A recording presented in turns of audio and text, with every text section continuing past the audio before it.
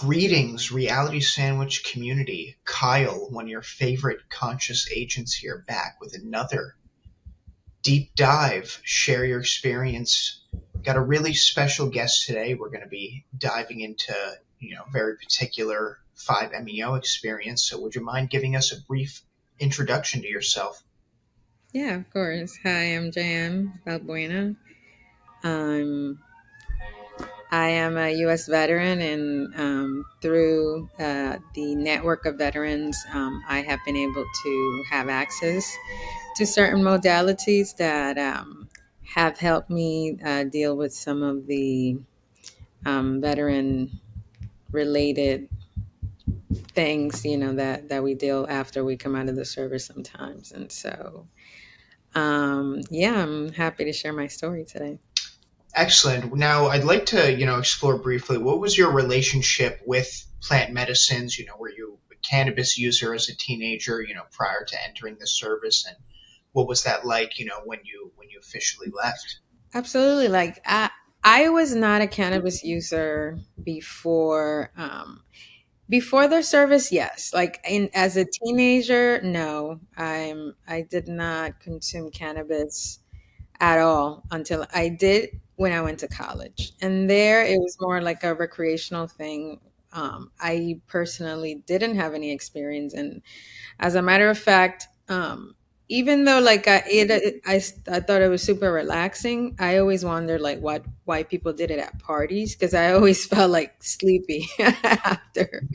So I did it every now and then in like a social setting or anything like that. But I was not like I wouldn't say that I was like a consumer, no, back then. But then I joined the military, and then I didn't consume there.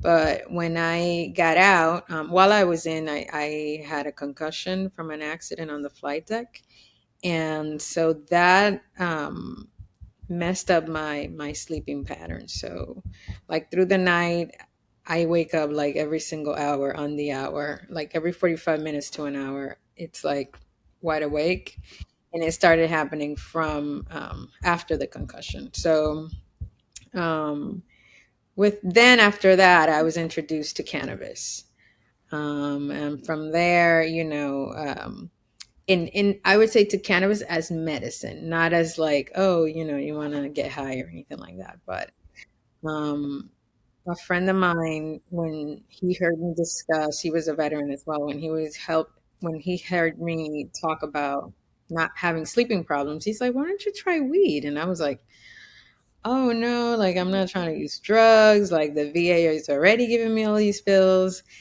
And he was like, "No, like it's a plan." Like, he started talking to me in just in a different way that I hadn't heard before. And so I gave it a chance, and it helped. It helped that night. I slept like a baby that night alone. Or even the like short after consuming, like after taking a few puffs, I just felt like the tension that I was living under just kind of like dissipated, and I was like, "Oh my gosh, this is exactly how I want to feel." Like I feel good. And so I started my journey there. And then from meeting other veterans that had the similar experiences and were doing advocacy work and things like that, I got more involved and was introduced, to other things, 5-MeO being one of them. Wow, so sounds like, cannabis was that really healing plant medicine. How did you go from using it medicinally, obviously, to now the business that you run? Oh, so I, the moment that I slept through the night for the first time, and it was literally from taking um, a few bong hits, I was like mind blown. I was like, okay, I need this every night kind of thing. And so I just started educating myself, doing like all the research in the world. Cause I was like, wait, like, isn't that bad? Like, kind of like, then I started like, I need to find out for myself. Cause I feel like I have a feeling that it's been exaggerated or like it's a lie or something like that. So I started doing the research and getting familiar with, and then I'm in California, and I had been in California since 2010, and at that point it was 2014. Um, and I was like, it's legal here. I'm not even like doing anything illegal. Like it was just going through like all these different like enlightenments. Like, okay, it's not illegal, so I'm not doing anything illegal. It's a plant, so it's not like I'm out here snorting cocaine. Like I don't know. It's just like I was just trying to find the just like I was trying to make it make sense, put it that way. Then from there, um, now I start going to the dispensaries, and I'm like, oh my gosh, you don't even have to smoke it. You can eat it, you can drink it. Like I had cookies, ice creams, Cheetos, and things like that. That I was like mind blown. And then being at the dispensary, and I talk about this in my book, that's when I realized, oh my gosh, this is a huge viable business, and it's legal in California. So then my entrepreneurial wheel started turning, and I was like, I want to look into how to get in this. And literally, I want to say less than a month, maybe like 3 weeks after I said that, literally somebody walks in through my house telling me about their cultivation that they got going on. They're getting some licenses done here in the county of San Diego with the San Isabel tribe. And I was like, oh, tell me more. And the rest is history. Very cool. So cannabis, they say cannabis is a quote gateway drug, and here it Hmm. was, gateway to not only business but now, opening the doors to other plant medicine Right. experiences. So I'd love for you to walk me through, this 5-MeO DM. We've talked offline about. Would love to hear about You know. this ceremony that you participated in and how it impacted you, and walk me through the experience. Yeah, so I through the organization Veterans Walk and Talk, which is a an organization that facilitates and promotes the use of like activity, like being active, like hiking, which is what most people do in the organization, and then the being doing exercise and being active, and then the component of plant medicine. So what Veterans Walk and Talk does is they facilitate access to these medicines in different modalities for veterans and obviously veteran supporters. And so here in San Diego, there is a group that does these ceremonies with 5-MeO DMT for veterans in Escondido. And so I was asked if I wanted to participate. Once they learned about the accident that I had when I was in the military and some of the things that I was dealing with, including um, the not being able to sleep consistently through the time through the night, and then the PTSD from the actual accident and all of that. So they were like, "Oh, you would be a great candidate if you want to do it." And I was like, "Okay, I'll do it." And to be honest with you, in all complete transparency, I did not do the research that I did for cannabis. So I already kind of knew that it was just like the synthetic version of DMT, and I had already done the DMT, like the one that's in the natural form. I had done that one. And so I kind of was like, well, it's probably similar. And it was in a sense, but the so I show up, and with the program, they kind of do a scan of your brain to see, make sure that everything is good to go. They also do a survey to make sure that you're mentally like in a okay state of mind before they do it and all of that. And so I show up, we do my scan. Oh, and one thing that they do that's really cool through this program is the scan of your brain. You can give them permission to turn it into like a work of art, and Oh, super cool. they're able to, yeah, to raise money by selling prints of that, the before and after of the scan, which I thought it was really cool, especially because they use the funds to continue to help veterans. Mhm. Um, but So as you know, is in well, it was in vape form. So um, we went through more or less what I was gonna feel, and the kind of like instructions on how everything was going to happen. And so the instructions were that he would give me the vape, I'll inhale, and then go through the journey. And then Hmm. after, I think it was like 10 minutes or something like that, when I kind of was already coming down from it, he was going to ask me, do I want to linger on that note? Do I want to stop? Or do I want to go to the next one?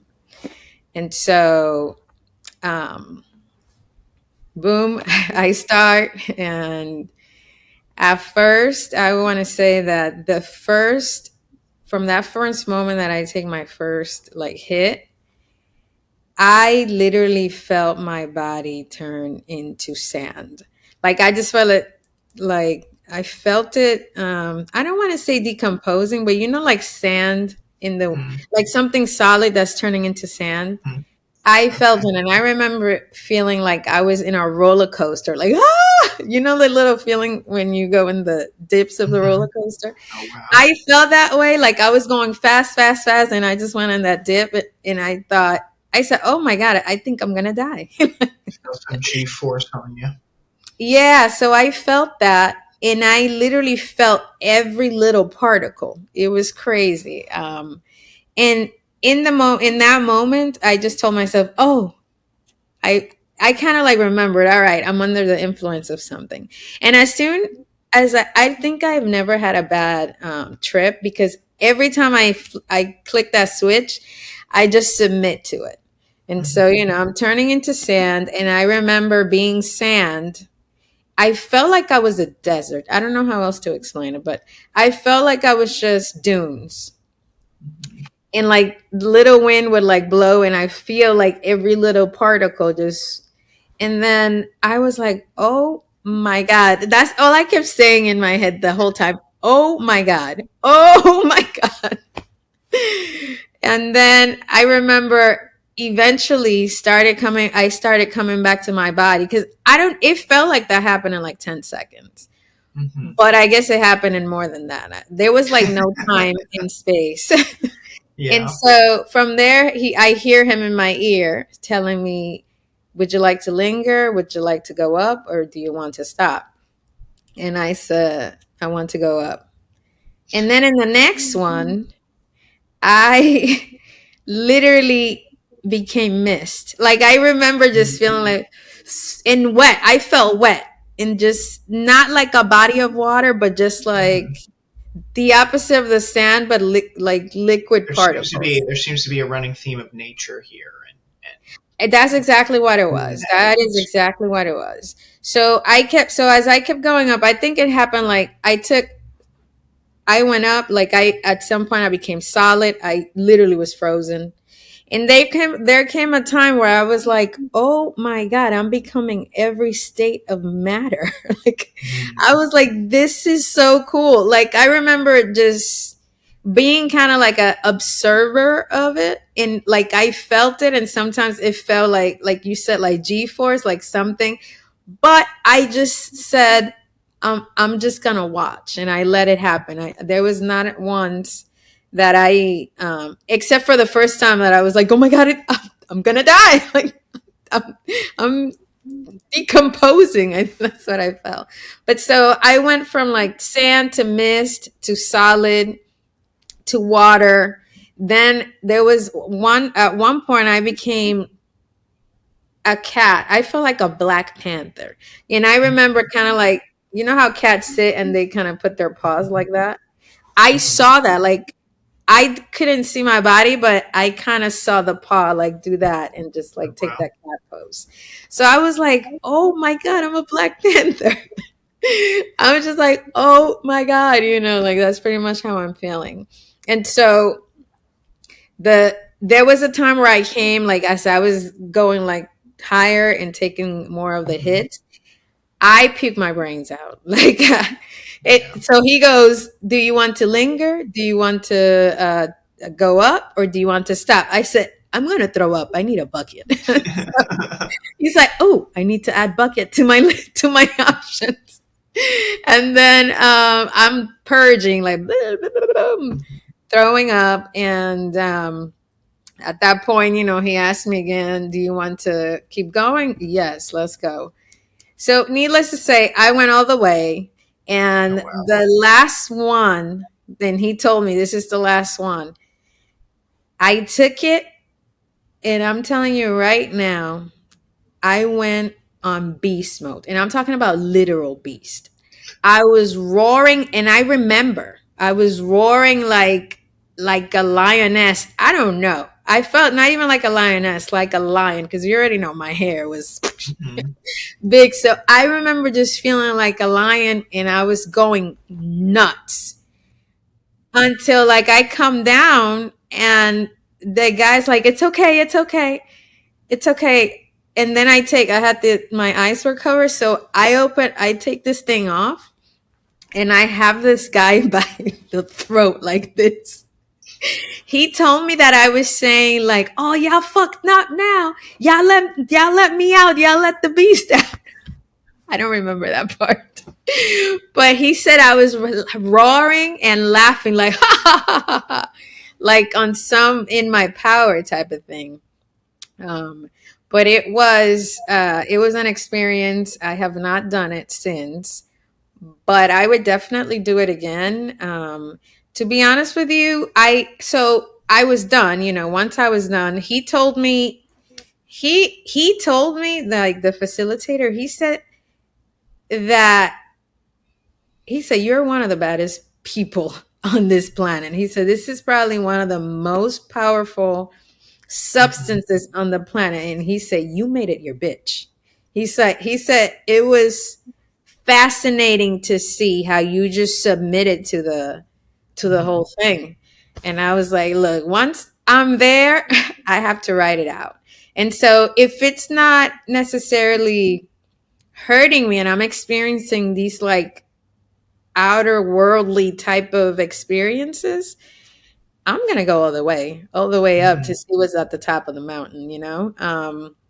But I would say it was scary, but so exhilarating at the same time that I think everybody should experience it. I don't know how, but I do understand. Like for some people, that would freak them out.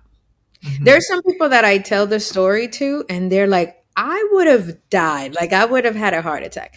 Even like Bob, the facilitator, he told me that some people, like, after the second one or the third one, they're like, nah, that's it. Hmm. And so I can understand why. Um, but I would say that it was worth it going all the way to beast mode. What to was the setting like that you were in? How many other people were there, and kind of, Yeah, what so was the? it was just myself, and then Bob and his partner. Okay. Because I was a female, they had another female there, Okay. which was So it was Bob. definitely a boutique one-on-one Yeah, it's experience. 101, and they only do it for veterans, and so Hmm. it was not a group setting or anything like that. So I was the only one that was under the influence of 5-MeO. With my own experience and ceremonies I've participated in, I really believe the phrase now, these medicines are tools, and you got to do the work afterwards. So, coming out of that, how did you integrate the experience? What did you reflect on that some manifestations or some ideas that came to you? What was the post ceremony like for you? So at first, it was more like, even like through the ceremony, I remember thinking, wow, like I went to the cellular level, that like Hmm. these things like that I felt like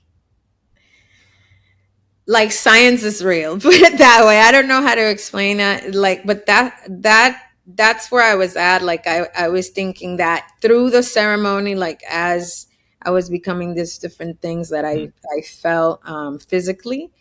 Um and then I kind of like sat with that for a while.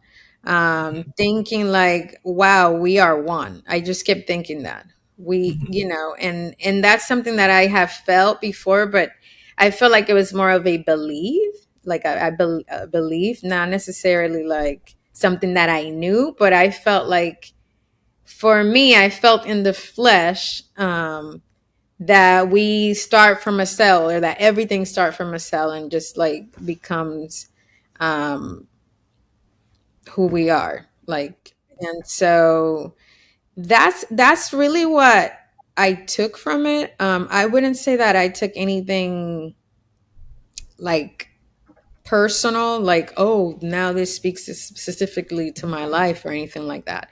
I wouldn't say that. When I did the, not the 5-MeO, but the natural state, DMT, that one I did feel like it spoke directly to me, like some of the messages there. But in this particular, with the 5-MeO experience, I felt more of like a universal message, as far as like humanity, and not just humanity, but like the human Mhm. experience, and the environment that we live in, like, of the oneness, and being, um, all just so tiny, and just being, one cell, and then all those same cells combined just make, what, I guess, my entire being, and probably just the environment that I live in as well. Mhm. That's pretty much what I took from all of it, if you will. When you talk with fellow veterans, is it cannabis? Do you recommend, them using 5-MeO DMT? How have you now integrated that medicine experience into the education you provide, and how you facilitate the community? So, the 5-MeO, as far as like incorporating it in my message, I wouldn't say that I do. I don't. Mhm. Now, I do speak about the experience, Mhm. and because if I sit here and tell you that I had this, healing that came, and things were different, I'd be lying. Um, Now, I would say it was more of a confirmation of everything that I just said earlier, about what I felt about the human experience. It was more like, oh, that was confirmed. Like, I felt it in the flesh, but that was about it. So and not that it's small, to me it's huge. Um, Nonetheless, like, I'm not sure how I would, make any recommendations from that to anyone. As far as cannabis, like, the message there is, it's an option for a medicinal, situation. For instance, for me specifically, the sleeping, um, physical pain, from, accidents in the past and things of that nature, aches and pains. Um, and then, with the research that I've done, and to write the books, there's a lot of anecdotal, experiences for people that have experienced, healing in so many different things: cancer, seizures, from epilepsy, a bunch of significant conditions that people have used cannabis to heal themselves. And so, in that sense, that message, I can feel super confident in discussing that, and pointing people um, to factual information, or even research that has been done. As far as 5-MeO, I tell them my experience, and that's probably as far as I can go with respect to that. You mentioned, since that experience, not using it again. Now that you've really reflected, who is DMT for? Is this a recreational experience? What do you think people get out of the use here? That's a good question. And as far as like get what you can get out of the use, you might be able to get a confirmation. The one thing that I would say I gather from all the different modalities I've done, 5-MeO, bufo, mushrooms, obviously, and LSD.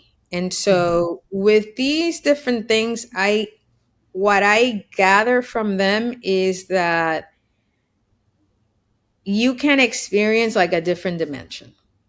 Um, and with that experience, for me specifically, what I gathered is that this is kind of like a simulation that we live in. You know, you can travel to in within your brain to different realities, and that alone, to me, it just tells me that anything that's happening here is not that serious, because there's others, you know. And that's what I gather as far as like, who is it for? Is for anybody that is willing to visit those other worlds. There are people that are scared to visit other worlds, and that, in my opinion, sometimes when you take these modalities and they take you there and you're not okay observing it, you know, because I had a friend, for instance, that he told me I would never do 5-MeO again because the end, I took the hit and I was on fire. So the whole time he's trying to put the fire out. Mhm. Um, and that traumatized him. So, you know, for people that are not willing to experience life, not in the senses that you experience it here, because in my mind, you know, obviously I never felt that. So I wouldn't say how I would act, but you know, in my mind, if I had become fire, I probably would have watched it, because you think you're seeing with these eyes, but that's what I remind myself. These are not the eyes that are seeing what I was seeing. You know, so the moment I made that switch, I don't the senses are not the same. They're completely gone. So even though I'm watching, really, what is fire? What does that feel? And so looking at it, I think from that, probably this eye, which was the one that was open, it's probably just a part of me. But he said I couldn't see it as a part of me. He said the whole time I'm trying to like roll over on the floor trying to put it out. And so for people that are not ready to experience those kinds of things, Mhm. I'm saying maybe that's not a thing to do, because you would be traumatized. But Mhm. You mentioned, I feel, from what I've seen out there, the DMT vapes are getting really popular. I feel, definitely having the right setting. What kind of setting do you recommend if somebody's looking to try it? Should they work with a facilitator like you did? What is the ideal scenario you feel for someone to really get the most impact out of their experience? I would say it would be better to do it with a facilitator with intention. And that would be the ideal way. Um, from there, I guess the less ideal way would be to do it with somebody that you trust, in case like you uh, have a bad reaction. Somebody can be there to make sure that you don't hurt yourself or hurt somebody else. And then I don't think anybody should just do it.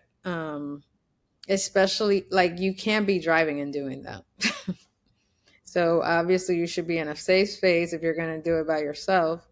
But I would definitely recommend doing it with somebody in the room that you trust, whether it's a professional or just somebody that's going to make sure you don't get hurt. How do you channel your inner Black Panther and inner Beast post that ceremony into the work and projects you work on today? That's a good question. I mean, I would say I don't have to channel it. I just look in the mirror. You're it. Tag, you're it. Go. But no, Beautifully you put. know, I think for me is like just doing things that I enjoy doing, whether it's writing or filming, or strategizing to come up with, you know, something that's either going to make money or make something creative. That is how I channel my inner beast mode, or my inner Black Panther. Excellent. So What keeps you inspired these days? What current projects are you working on, and where can people follow you and learn more about, your journey and your, work with cannabis? yeah, what keeps me inspired, I would say, is making a difference, doing things that um, either inform people or give people the option to make an educated decision about a topic, whether it's social equity or cannabis in itself, psychedelics, and those kind of topics that I feel people have preconceived notions that may be from misinformation and Hmm. propaganda, and so I like to highlight those things. So because I think it makes a difference, especially when people can be helped with some of these things by using them for their mental health or any type of other conditions.